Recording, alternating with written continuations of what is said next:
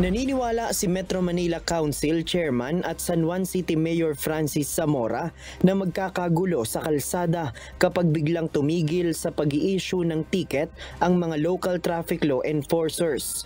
Magiging maguluan niya sa kalsada kung walang magbabantay sa mga motoristang lalabag sa batas trapiko. Napakahirap po kung biglang lahat na lang ng traffic enforcers ng aming mga lungsod ay titigil sa paninikit dahil ang maging resulta po niyan ay grabing traffic. Ganito anya ang mangyayari kung agarang susundin ng mga LGU sa Metro Manila ang desisyon ng Supreme Court na ipagbawal sa mga local enforcers ang pag-i-issue ng violation ticket. Ngunit dahil hindi pa naman anila ito final and executory, isa sa napagkasunduan ng Metro Manila Council ay ang pagsasagawa ng provisional deputization na pangungunahan ng Metropolitan Manila Development Authority o MMDA. Ibig sabihin nito, ang MMDA ang magbibigay ng karapatan sa mga local traffic personnel na mag-issue ng violation ticket. Ang immediate solution namin ay mag-provisional deputization pero subject later on sa compliance doon sa requirements po para maging full deputization ng traffic enforcers. Hindi pa talaga ito ang paraan ng pag-deputize para maging qualified sa pag-i-issue ng violation ticket ang isang traffic law enforcer.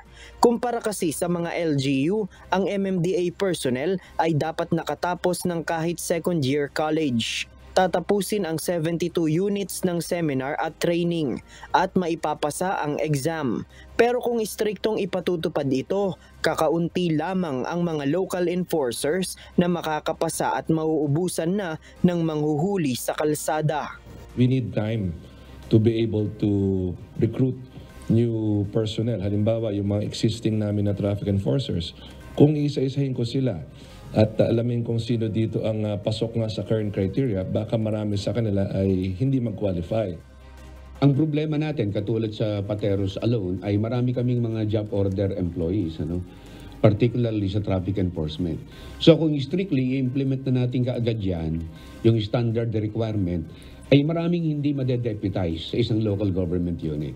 Samantala, nagdesisyon ang Metro Manila Council at MMDA na hindi na iapela pa sa kabuuan ang desisyon ng Supreme Court. Pero pwede namang maghain ng kani-kanilang motion for reconsideration ang mga LGU. Sa ngayon, ang Makati, Maynila at Mandaluyong pa lamang ang nagsabi na aapela sila sa Supreme Court. We will no longer file an MR.